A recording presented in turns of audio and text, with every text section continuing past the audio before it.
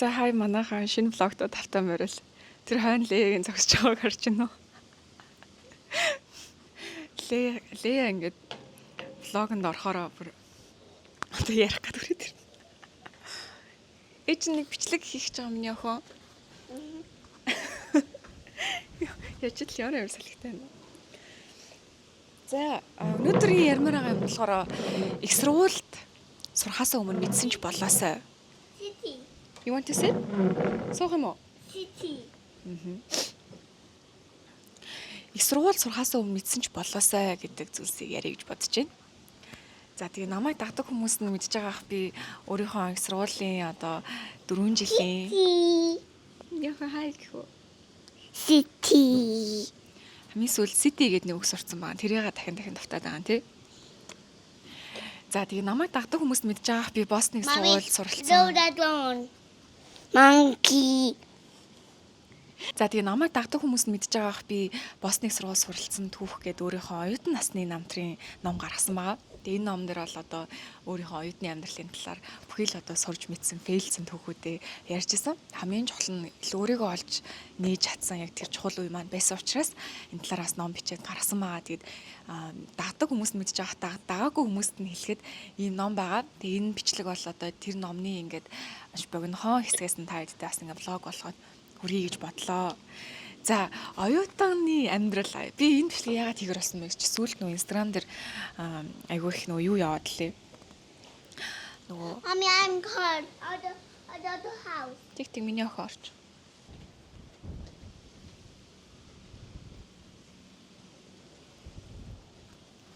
За тэг их сургууль сурна гэдэг бол ингээд чиний яг том хүн болох тийм шилжилтийн үе.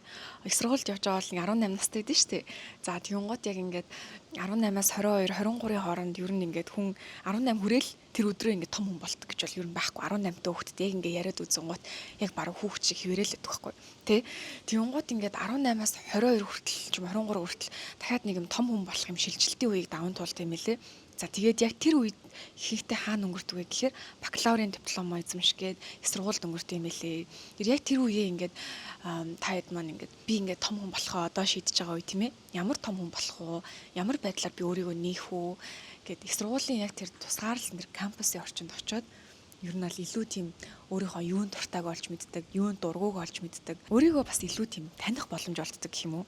Тэгээ өөрийгөө ингээд танингууд магадгүй таалагддаг зүйлсч байгаа өөрийгөө хараад би чи ийм юм уу те би чи ямар мяа юм бэ би чи ямар суугаа юм бэ те эсвэл миний энэ зан чанар ямар гоё юм бэ би чи энэ дуртай мэн гэд өөрийгөө танихаас гадна өөрийгөө илүү ойлгодог. За тэгээд өөрийгөө ер нь таньж ойлгох яг тэр процессыг эрт эхлүүлэх тусмаа маш сайн байдаг. Тэгэхээр яг их сургуулийнхаа яг тийм үед бас тодорхой хэмжээгээр өөрийгөө нээгээд яг тэр self discovery гэдэг үеийг эхлүүлэх юм бол та хэд маань өөрийгөө илүү гоё ингээд эдгээж тийм ээ өөрийгөө хайрлаж сурахад л одоо тэр алхмыг эхлүүлж гин гэсэн. Тэгээ өөрийгөө ингээд эдгээгээд ингээд ирэхээр хүн ингээд айгуугаа дотроосоо гэрэлтэж ирдэг. Тэр их сургуулийн яг энэ үе шатыг бас зүгээр л нэг очиж диплом авах биш. Энэ бол бас маш том юм сэтгэл зүйн юм одоо өөрчлөлтийг даван туулж байгаа маш том үе юм шүү гэдгийг бас би хэлэх боллоо. За мэрэгжлийн хувьд чи мэрэгжлээс сольж магадгүй шүү. Нөгөө ихэнх хүүхдүүд бас мэрэгжилтэй айгүй юм баригдмал очиждаг тий. Магадгүй ингээ багаас доош тэрийг бодсон. Тэг яг ингээ очингот тэр мэрэгжил нь таны дургүйч мэрэгчлээж магадгүй. Яг ингээ сураад ихсэн чинь үнэхээр бүтэхгүй санагдаад эсвэл яг ингээд өөр хичээлүүд аваад ирсэн чинь тэдэр нь илүү таалагдаад шал өөр мэрэгжлийг сонирхож магадгүй. Эсвэл ингээ байдаг гэж мдээгүй мэрэгжлийг сонирхож магадгүй. Тэр нөгөө мэрэгжил гэдэг зүйлтэй бас хит ингээ баригдмал очихгүйгээр хит ингээ хайрцаглагдаж очихгүйгээр очоод бас тодорхой хэмжээнд нөгөө нэг хичээл маш олон өөр төрлийн хичээлүүд аваад өөрсдөө ингээд бас сорж үзээрэй гэж хэлмээр байна. Тэр болгоно бас гоё нээлттэй байгаарай. Хамгийн гол нь илүү ихийг мэдэх тусам та хэд маань илүү их боломжийг л өөртөө нээж байгаа гэсэн үг тийм ээ. Тэгэхээр ингээд шинэ мэрэгжил гарч ирвэл тэрийг ингээд шууд ингээд блоклж хүлээж авахгүйгээр бас тэрийг ч гэсэн гоё давхар судлаад явъя ч гэдэг юм уу. Тийм байдлаар хандвал илүү гоё гэж санагдсан.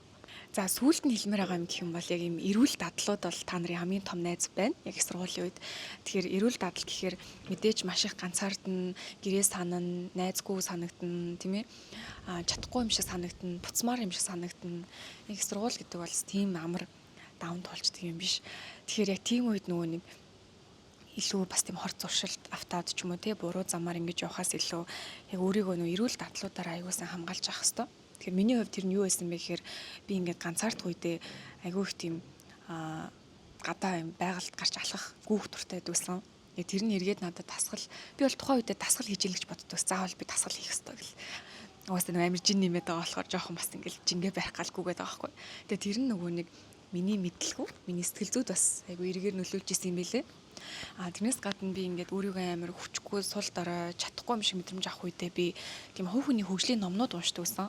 Тэр хувь хүний хөгжлийн номнууд унших болгонд би нэг юм яг тэр баг тэр зохиолч юм шиг л юм өөртөө гоё юм итгэл нэг гоё тийм хүч дотроос мэдэрдэг байсан. Тэр маань ч гэсэн надад ингээд эргээд яг тэр хэцүү үеийг даван туулахад аюул сайн эрүүл дадал байсан юм болов уу гэж би бодож байгаа. Тэр та хэдэд ч гэсэн яг тэр эрүүл дадал юу байх вэ те?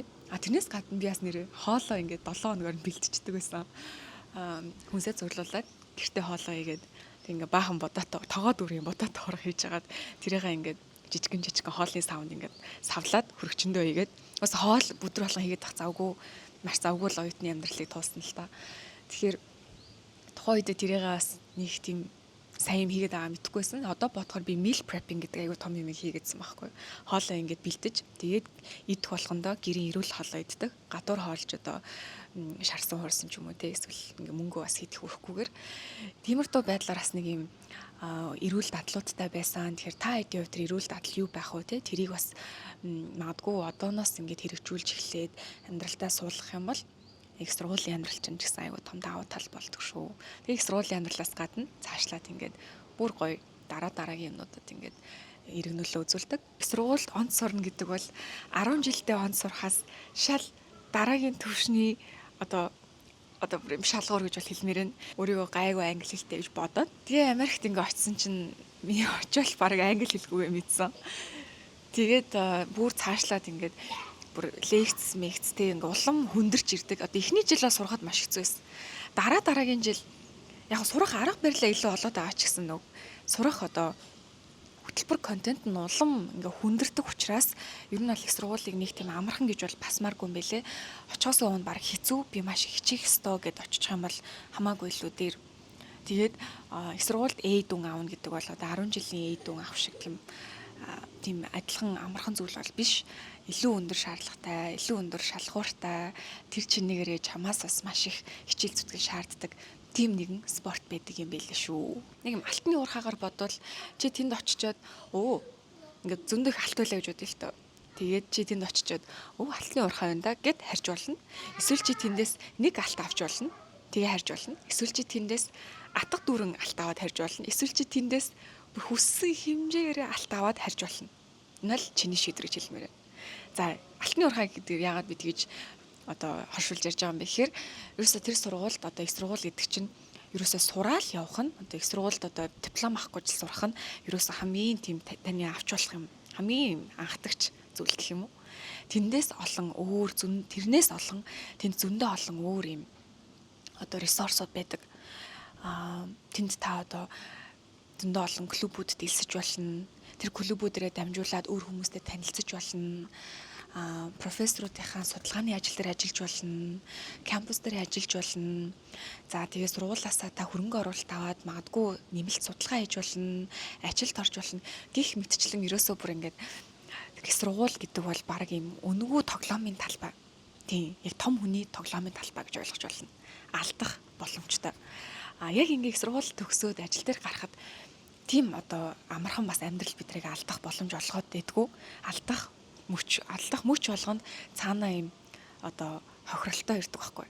Яг их сургуулийн үед бол та тэнд зөндөө тоглож болно, зөндөө алдаж болно, зөндөө эрсдэл хийж болно. Гэтэ яг алдах одоо тэр хохирол нь арай бага гэсэн. Одоо мэдээж буруу зуршилтай холбож бол яриаггүй шүү. За илүү нөгөө нэг юм олон төрлийн боломжийг ингээд туршиж үзэж болно гэж байгаа.